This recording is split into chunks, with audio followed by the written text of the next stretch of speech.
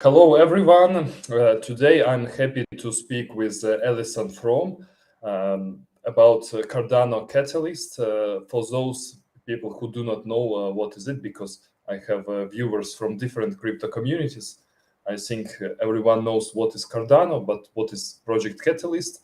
It is a Cardano DAO, decentralized autonomous organization, or the type of a DAO, which is evolving innovate fund where people can submit proposals, discuss them, evaluate, and then vote and get funded if lucky, if the community supports.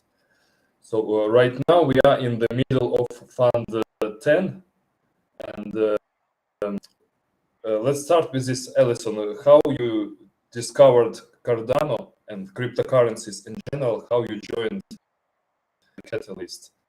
As I know, you are very active participant. Yeah, well, thank you. First of all, thanks for hosting me and for the opportunity to talk about Cardano and Catalyst, which I love. Three really different questions, actually, but related. How I discovered cryptocurrency. I like to tell the story. My husband is a software engineer, and he discovered Bitcoin back in 2013. He really wanted to buy it. I was working as a corporate banker at the time, and I said, no, it's a scam. Please don't invest our family's money in this internet funny money scam. We'll lose everything. So he bought a tiny little bit of Bitcoin, not a life-changing amount. And amazingly, our marriage survived the worst investment advice I've ever given anyone. But needless to say, after that bad start, I became convinced of the technology's potential. I started to learn everything I could about blockchain and cryptocurrency generally. And by the time the ICO boom hit in 2017, 2018, all of my bank clients and colleagues were asking about cryptocurrency. And so I developed an expertise in being able to talk about the technology, but from the point of view of a business person. So then my family relocated to Switzerland, and now we live in Zug, which is known as the Crypto Valley, because there's so much cryptocurrency activity. Ethereum was actually born here in Zug. And so that move was the perfect opportunity for me to pivot full-time away from corporate banking and to cryptocurrency. And as I was networking, somebody introduced me to the Cardano Foundation. And I always prepare when I'm meeting someone from a networking perspective. Usually it takes me an hour or two to research them and the company and understand what they're working on, and then I go to the meeting.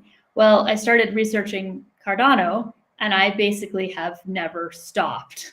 So I saw the Charles Hoskinson whiteboard video about what Cardano was. I was completely hooked, and there's just so much happening and so much ongoing that, you know, it's a lifetime's work to research everything that's happening in the Cardano ecosystem. And through that initial connection with the Cardano Foundation, maybe a year later, I was talking to some people, and they were looking for volunteers for this super secret focus group. And without knowing a lot of details, I volunteered. And shortly thereafter, I met Door, and I got this brand new app downloaded onto my phone, which was this Catalyst voting app. And I started to learn about the vision for Cardano's Catalyst, which is, Catalyst is a way to leverage the incredible power of the Cardano community and a decentralized ecosystem to distribute funds from the Cardano blockchain treasury to the proposals that will most benefit the ecosystem as decided on by the community. So the blockchain treasury, just as a brief refresher, is funded as part of the transaction rewards. So every time somebody sends a transaction on Cardano, you pay a transaction fee. 70% of that goes to the stake pools and to their delegators, and 30% roughly goes to the treasury. And that treasury is then used in different ways, but is distributed to proposers who apply for grants. And so I'm getting a little bit ahead of myself, but that first focus group was known as Fund10, and it was not real money and it was not real proposals. It was just to test how the voting app worked and how the concept worked, and to give feedback, but I am extremely proud to say that I was one of the first 6 people in the world ever to vote in Catalyst. We voted in Fund10, and started to work through what the mechanism would look like. So there have been, huge evolution from no money and 6 voters to where we are today in Fund10 with millions of ADA and hundreds of thousands of votes. So I'll pause there. I know that's a lot of background from my side. Hopefully I've answered the initial question. Yeah, well, what is your role right now? Because I remember you were a member of Circle. That's, Yeah. I would say, maybe some organizational advisory council. And what are you looking? Do you have proposals in this fund? Are you going to be a D-Rep? D-Rep is that's a new notion for the next funds. Delegated representative, kind of parliamentary deputy. Yeah. So yeah, thanks for the question. There are all kinds of different roles in Catalyst, and one of the things that I love is that there's a role for everyone, no matter how much or how little time you want to spend. So I have played at one time or another almost every role in Catalyst. I really enjoyed being elected as part of the Catalyst Circle version 2. So this was a experiment in decentralized governance of Catalyst, which is important because there's the whole Voltaire era and a lot of discussion around how to govern in a decentralized way the broader Cardano blockchain community. But Catalyst itself has its own governance. And so the Catalyst Circle was an experiment to involve the community in thinking about and working on how to make governance decisions specifically related to Catalyst. And Catalyst itself has thousands of different parameters, every one of which needs to be decided, from big things like how much money to be distributed to, is it one person, one vote, or one ADA, one vote? And how do we decide on challenges, and what's the nature of the reviews that, what are the rules around the reviews that people write? And the Catalyst Circle is an experiment in how to involve the community in making those decisions as part of the step of transitioning the decision-making away from IO, input output, IOG, IOHK, the Catalyst team to the community. So that was a tremendous amount of fun and a great opportunity to meet all kinds of people across the Catalyst community, and then also work with the IOG team. So I mentioned some of the roles within Catalyst. You said that this is potentially will have a broad audience, so I can briefly talk about how the process works. So I said the funds come from the Cardano blockchain treasury. Anyone in the world can write a proposal. It is limited today to needing to be written in English. Maybe someday that'll change. But right now the proposals do need to be written in English.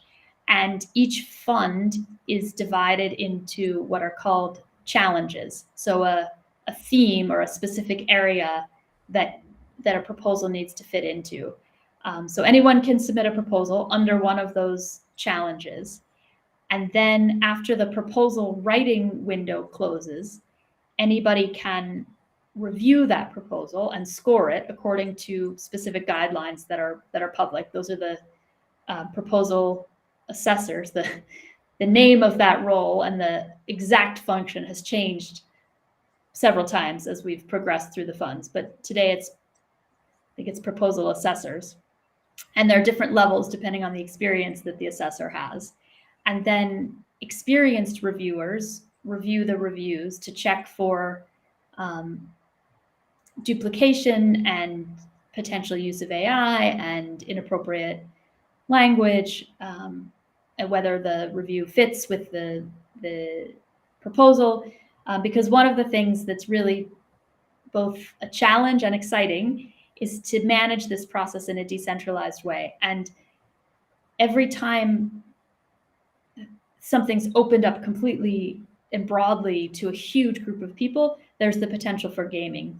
And so one of the things we've we've tried to manage is making participation as open as possible, but reduce and restrict the people's ability to just game the system and grab cash and do things that don't actually benefit the broader Cardano ecosystem. So this review writing process is meant to do that, and also the process itself has continually adapted to the abuses that we've seen in past funds. So today there are two levels. There are reviewers who review the proposals, and then there are reviewers who review the reviews. And then all of those reviews, they're scored out of 5. Each rating is displayed for voters, and we'll vote in a few weeks here on which proposals will be successful. So that's a very long-winded way of saying I have, at one point or another, played all of those roles. I've written successful proposals that were funded. I'm very pleased to say I have reviewed proposals. I've reviewed proposal reviews, and I've been a challenge team member. So there are volunteers who take a particular interest in organizing one particular challenge. And I should say one of the most fun and exciting things for me about Catalyst, I discovered the topic of decentralized identity through Cardano, and Atala Prism is the way within the Cardano community that decentralized identity gets written to the Cardano blockchain, or some aspects of decentralized identity. And one of the successful proposals I submitted was to use decentralized identity within Catalyst so that we could start to build secure online reputation that also allowed anonymity. So you wouldn't need to disclose aspects of a person's identity that they didn't want to reveal, but you could have a secure, trustworthy online identity. So anyway, I came up with this vision, but I lacked the technology to bring it to life because that requires an awful lot of infrastructure to do decentralized identity. So through Catalyst, I met a company, Proofspace, with an amazing technology platform to deliver decentralized identity. And we met because they were applying for funds to integrate Atala Prism into their platform, which they were successful, and I was successful in my proposal.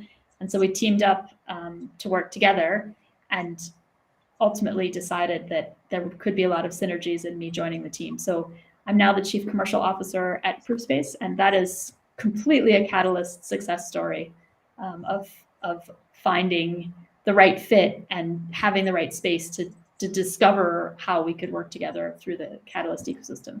So Proofspace and I have proposals in this fund. I can maybe drop the Proofspace link tree somewhere, and we can give all the proposals, but we have one for reusable KYC credentials. That is a really important way of improving the user experience and improving privacy and security for all kinds of different online reputation, from full-scale identity verification using government documents to social graph identity construction using your social media accounts and lots of other data points. And then another project I'm particularly excited about, we've partnered with AdaQuest, which is a blockchain gaming company. And AdaQuest would use decentralized identity and Atala Prism using the Proofspace platform to eliminate the ability of bots to create multiple accounts for online games. So that's very exciting. Another project we're working on is with Curate to do artist verification for NFTs. Lido Nation has an education onboarding platform that they're using, and we could do user onboarding for them using verifiable credentials. So I'm going to be embarrassed that I'm missing some of our partners, but I can give you the link tree, and we'll get all of those good proposals that are out there. And for any project that wants to use Atala Prism, but isn't sure where to start, or doesn't want to invest all of the resources that are necessary to start from an SDK and build everything from the ground up, I would welcome outreach to us at Proofspace, because we have the tools to make it very easy and straightforward. And you can try it out and do a proof of concept or a pilot very easily and see how decentralized identity can improve any website's ability to onboard customers and do sign in, sign up, and secure onboarding in a privacy preserving, decentralized way. So actually, that's an example that you, thanks to Catalyst and Cardano, you found a job, and Yeah. interesting job, but also you are not limited to working in this company. You're also active in this fund, yes? Maybe not so much as a reviewer, community advisor, proposal assessor, but definitely maybe as a voter. Now, recently was a snapshot, and it means that you need to do some action to connect your ADA wallet, one of multiple wallets. There are actually maybe more than 8 or more than 10 options of the wallets. Then there is a date of voting power. It has happened already, so that's I'm telling for people who want to vote. So if you are not registered, you will be able to vote only in the next fund in several months. And you are also voting, yes? Yes. I used the Eternal wallet and I registered by the deadline, and I'm looking forward to voting. It's such an empowering experience to know that I get to play a part in deciding which projects receive money from the Cardano blockchain treasury. I also did some proposal review moderation this round, not as much as I would have liked or in the past, but it's important to me to stay as involved as possible in the Catalyst process because I want to understand how it's evolving and how it works. And decentralized governance is very important to me. And for how many proposals do you vote? I think there is more than 1,000 proposals. Yeah, that's a great question. I won't be so. In theory, for anyone who hasn't voted before but is registered and wants to, you can vote on every proposal. At least, actually, that was the case in the past. You could vote yes or no. I don't know if they've changed that, but I assume you can still upvote or downvote a proposal.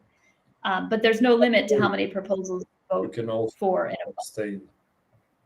You can also abstain, right? But I wanted to say there's no limit to how many proposals you can vote on. You can vote on all 1,000 of them if you want to. I won't. There's no possible way because I pride myself on being an informed voter, so I'll want to know a bit about the project and the team, and I know a lot of teams that are active in the Cardano ecosystem that I'm very eager to support. But you mentioned DREPs. I mean, that's this idea of delegated representation, the idea that rather than voting directly for proposals, I could take my ADA and say, I trust this person. Yeah, I know, if Andre, if you're a DREP, I could let you vote my ADA on my behalf because I trust you. And I know that you're going to review all of the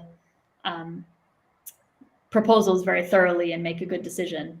And so that's the DREP idea is exactly to address that problem that I can't vote on all 1,000 proposals. And, I mentioned I'm a business person and I like to think I'm a good business person. So I have a good sense of product market fit and if the, financial objectives make sense and, what the team's goals and what problem they're solving and how they're going to go about solving it. All of those things I can assess. The super technical projects that get more to infrastructure and require much deeper knowledge of coding and software development, I have much less ability to determine where I should vote there. So I like the idea of being able to nominate somebody else that I trust who has those technical skills to say, hey, you vote on those on my behalf. And I think the way the DREP program should work, maybe not immediately, but ultimately, there should be fluidity so that, for maybe some technical proposals, I can delegate to one person, but in another category, I would delegate to a different person or perhaps vote myself. I think there's still a lot that's being worked out there, but as always, I think Catalyst is in a constant state of evolving, and I think in most ways getting better. I think, as I remember, there was discussed a way that if you delegate, but then you want to vote yourself for some particular proposal, then your vote, it kind of overweights that delegation, and then for that particular proposal you will vote. But as I understand, this whole idea of DREPs, and it's still in the development, probably also in the technical development, and I'm following it. Actually, one of my proposals is about doing interviews about DREPs, and that's for me it's very interesting, because it's really example of structuring of online liquid democracy or online governance. And of course, it's not possible to expect that people will read hundreds of proposals. And but some, let's say, those who for whom this is part of their job, or who are really knowledgeable a lot, they can read hundreds and even 1,000 proposals. Then they can decide. Or sometimes maybe DREPs can even have some teams or some advisors who are knowledgeable in some particular area, who can help to analyze. The same like members of parliament, they have aides, and that's advisors. Sometimes there are teams of up to 10 people. Maybe you have news about this delegated representative idea, and are you going to be one? What do you think? I don't know. Probably not. I'm more likely to delegate my votes than to be a DREP, only because I think to do it well, it takes some focus and investment of time, and I'm not sure that would be compatible with everything else I have going on. But I'm certainly very excited about the process. And it's, you mentioned Parliament. I think that our world is evolving, and I think that decentralized communities of all kinds are the next big step in political evolution. And how we create those rules and how we organize ourselves in this way will have a huge impact and make a big difference in the world. And so it's really exciting to be a part of it. Yeah, and so we are running out of time. We have a few minutes left. Maybe you have something to say. How for you, what are the biggest changes from Fund 0, where you've been in the beginning, one of the first 6 people, to Fund 10, which is now? There is, of course, the growth, which we see, the growth in ADA, which is distributed, the growth in proposals from several proposals to more than 1,000 to 50 million ADA this time. But what are the changes in this evolution which are important for you? What you would say? Yeah, so growth is a huge one. I mean, it went from being a handful of people who all knew each other to you couldn't possibly know everything that's going on in Catalyst, even if it was your full-time job. And that's a good thing. It's a huge, vibrant ecosystem with a lot of growth. That rapid growth has come with a lot of growing pains, which is normal. Things that didn't work, people gaming the system. And so I'm very excited to see that it's a constant evolution of when we see problems, we try to fix them. The other thing that I've really seen, where I've seen growth, and I hope to see continued growth, is that this started out as a completely IOG project. In fact, I was looking back. I wanted to see the anniversary date of Fund 0, and I found an email, and I had to sign an NDA with IOG. So it's been, and IOG made every decision about the rules of Catalyst, and created and ran Project Catalyst. And I give the company huge credit for that, for the vision that they had, and for the support and the way that they've launched Catalyst into the world. And I think it's exciting to see the ways that the community is now starting to take that over, that the decision making is really moving from IOG to the community. And I think there are lots of different ways, and it's not a straight path. There are ups and downs and twists and turns, but I think by and large everybody is in agreement that process of decentralization needs to continue, and that's really exciting. Yeah. Okay, thanks. Good luck with your proposal, and see you in the Catalyst. For people who are interested, every Wednesday at 8 p.m. UTC or 6 p.m.